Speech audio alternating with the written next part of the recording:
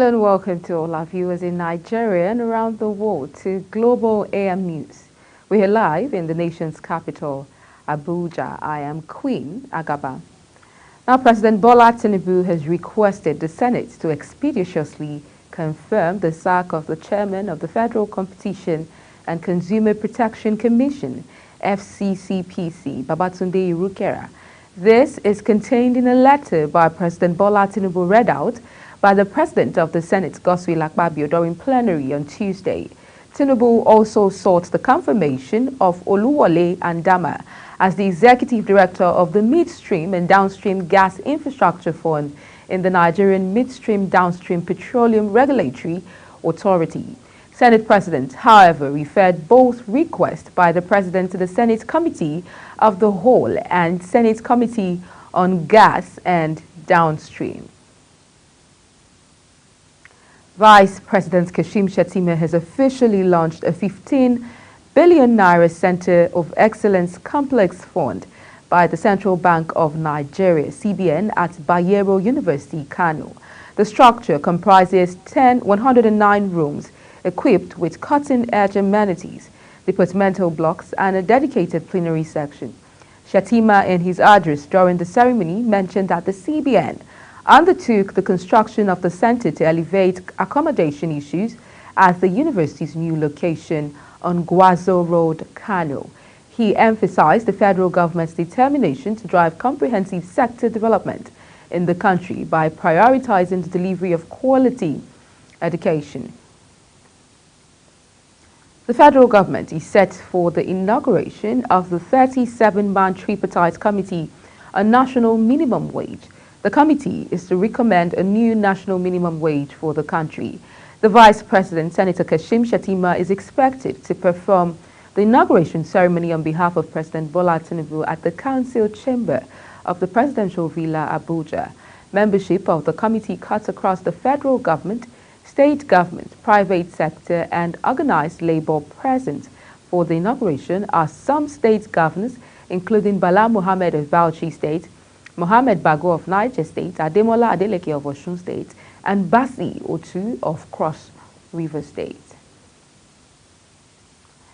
In a recent development, the Minister of Marine and Blue Economy, Adegboyega Oyetola, has said the government will put in place sanctions for vessels that contravene sulfur regulations. Oyetola made the remark at the ceremony of the largest container vessel tagged CMA CGM Scandola, powered with liquefied natural gas at Lekki Port in Lagos. Oyetola, represented by the Managing Director of the Nigerian Ports Authority, MPA, Mohammed Bello Koko, said the government would procure the needed tools to enhance the capacity of the authority for sulfur analysis. The Speaker of the House of Representatives, Tajuddin Abbas, has urged President Bola Tinubu to demand greater performance and accountability from service chiefs to stem insecurity in the country. Abbas made the call in his opening speech at plenary on Tuesday as the House resumed from Christmas and New Year holidays, adding that the nation had been caught in the vicious grip of insecurity, a malaise that spreads its tentacles far and wide. He mandated relevant security-based committees of the House to engage with the security chiefs on some of the most immediate measures and resources needed to improve security across the country. The Speaker said that Nigeria continues to grapple with numerous hurdles that impede growth trajectory. Now, Oyo State Governor Seyi Makinde on Monday set up a facility to tackle post-traumatic stress disorder among survivors of the recent explosion at Bodija area of Ibadan. The Emergency Operations Center is located at the State Housing Corporation, Bodija in Ibadan. 5 people died, 77 sustained varying degrees of injuries, and 58 houses were damaged as a result of the explosion. Makinde, in a statement by his chief press secretary, Sulaiman Olarewaju, said that the victims were free to see the medical specialist. The Nigerian Army says its troops have rescued 32 kidnapped victims during a search and rescue operation in Katsina State. The information officer of Operation Hadarin Daji Yahya Ibrahim, in a statement on Tuesday, disclosed that the troops also killed 2 suspected terrorists during the operation. Ibrahim stated that the troops engaged the terrorists in a gun duel, which led to the death of 2 suspected terrorists, while others fled with injuries. He added that the rescued kidnapped victims include 19 males, 12 females, and 4 children who were handed over to the Katsina State government by the commander, Brigadier General O.A. Gadairo. Similarly, the air component of Operation Well Punch has killed 30 terrorists on motorcycles in the Birnin Gwari local government area of Kaduna State.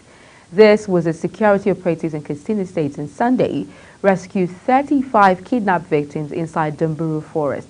The Kaduna airstrikes were ordered following an intelligence report which disclosed the movement of the terrorists in the area. A statement by the Director of Public Relations and Information, Air Vice Marshal Edward Gabquet, said the eliminated terrorists were responsible for the ambush of troops at Kwanan Mutuwa recently, as well as several attacks and abduction of innocent civilians in the local government area. Moving on, the Federal Road Safety Corps, FRSC, has arrested no fewer than 4,907 persons for 6,339 traffic offenses during the just concluded Operation Zero Tolerance in the Federal Capital Territory, FCT.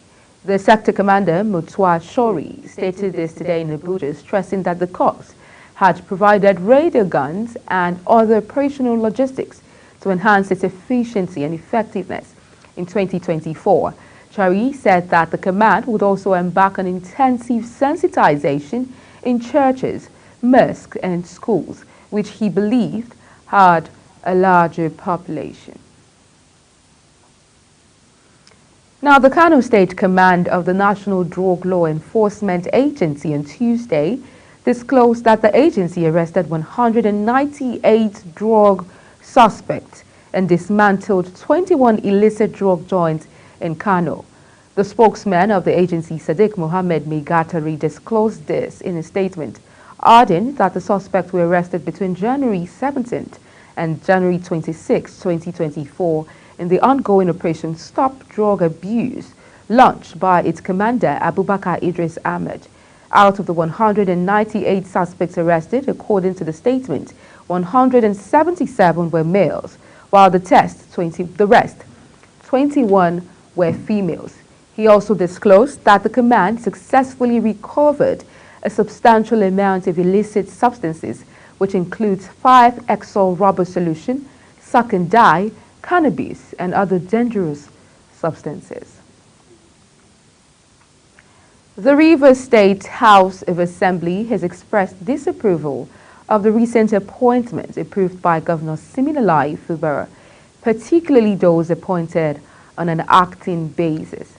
The House expressed its displeasure during its 100th legislative sitting when the Majority Leader, Honorable Major Jack, brought to the attention of the House a government special announcement regarding these appointments. Citing sections of relevant laws, members commented on the information and stated that the governor, in exercising his powers, has disregarded the laws. The Speaker, retired Honorable Martin Samayewule, criticized the governor's actions in appointing someone to act as the administrator of the new Cities Development Authority, a body not recognized by any state legislation, calling it condemnable.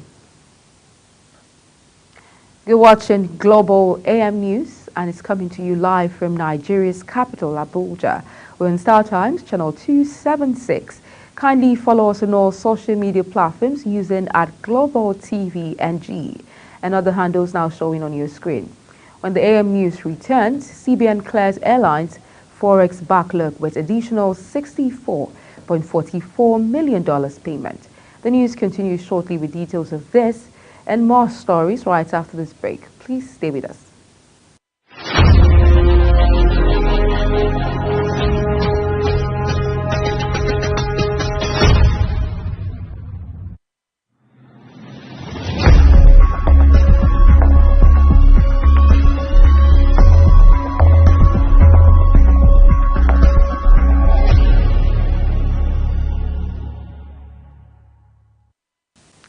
Many thanks for staying with us. And if you've just joined us, this is Global Television bringing you live broadcast of the AM News.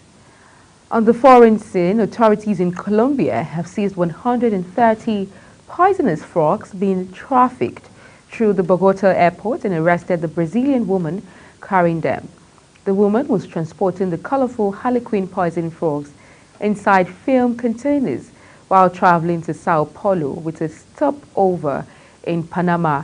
Harlequin frogs are venomous, measure less than 5 centimeters, and live in damp forests along the Pacific coast between Ecuador and Colombia, as well as in other countries in Central and South America. The police reported that the woman carrying the frogs was arrested for the crime of wildlife trafficking before being handed over to the prosecutor's office. Now, the World Health Organization said on Tuesday the rollover funding for the UN Palestinian Refugee Agency was distracting from the humanitarian disaster in Gaza. It urged governments to keep backing UNRWA, which has seen several key donors suspend funding over Israel's accusations that several staff were involved in the October 7 Hamas attack. World Health Organization spokesman Kristen Lindmeier told the media briefing in Geneva, criminal activity can never go unpunished, but the discussion is a distraction from what's really going on every day, every hour, and every minute in Gaza. Israel's bombardment and ground offensive in Gaza, now in their 4th month, have left much of the besieged Palestinian territory in ruins and many of its people on the verge of starving. Leading NGOs condemned the halt to UNRWA funding, saying the population faces starvation, looming famine, and an outbreak of disease under Israel's continued indiscriminate bombardment and deliberate deprivation of aid in Gaza. Criminal activity can never go unpunished.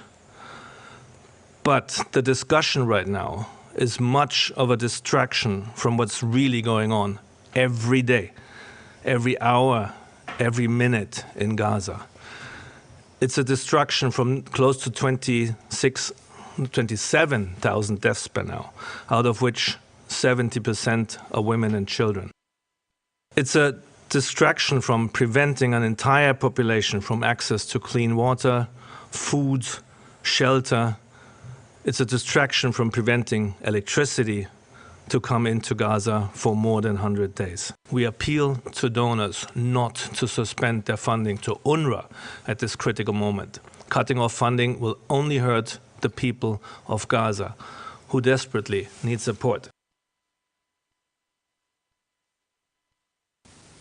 Now, former Pakistan Prime Minister Imran Khan has been sentenced to 10 years in jail, state media and spokesman for his party say in a controversial case-related document.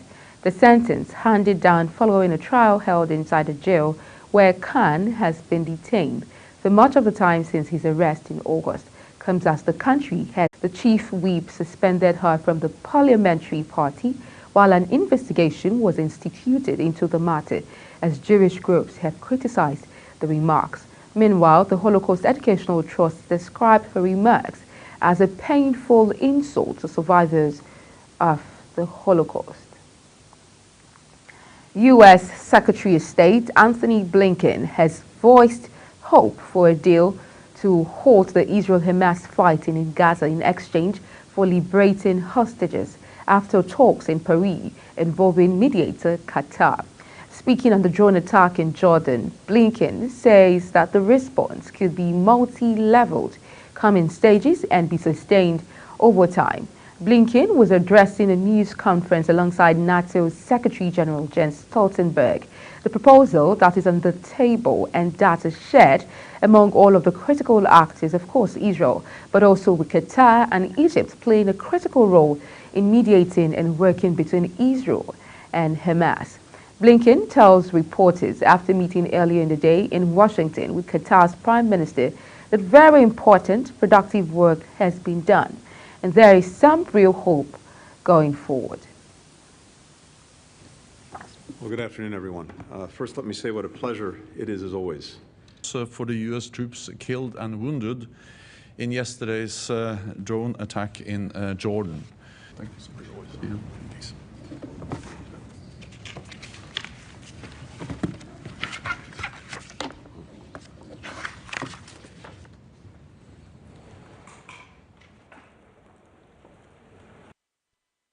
The proposal that is on the table and that is shared among all of the critical actors, of course, Israel, but also with Qatar and Egypt playing a critical role in mediating and working between Israel and Hamas. I believe the proposal is a strong one and a compelling one that, again, offers some hope that we can get back to this process. But Hamas will have to make its own decisions. I can just tell you that there is, again, strong, I would say, alignment among the countries involved that this is a good and strong proposal. And the work that was done over the weekend, including by CIA Director Bill Burns, was important in helping to advance this. And I believe that Israeli leadership and certainly Israeli society feels very, very strongly about it. So we'll see. I can't say anything more than that, but I can say that very important productive work has been done, and there is some real hope going forward. To anyone who would try to use the crisis in the Middle East, the conflict in the Middle East, to sow further instability and to use it as an excuse to attack our personnel, we will respond. We will respond strongly. We will respond at a time and place of our choosing. And obviously, I'm not going to telegraph what we might do in this instance or get ahead of the President, but I can, again, tell you that, as the President said yesterday, we will respond. And that response could be multi-leveled, come in stages, and be sustained over time. And absent that supplemental, we're going to be sending a strong and wrong message to all of our adversaries that we are not serious about the defense of freedom, the defense of democracy. And it will simply reinforce for Vladimir Putin that he can somehow outlast Ukraine and outlast us. Well, that's not going to be the case. We have to make sure that it's not the case. This is in our own security interest to do so. It will be a tragedy for the Ukrainians if President Putin wins, but it will also make the world more dangerous and us, all of us more insecure. It will embolden other authoritarian leaders, not only Putin, President Putin, but also North Korea, Iran, and China to use force. Today it's Ukraine, tomorrow it could be Taiwan.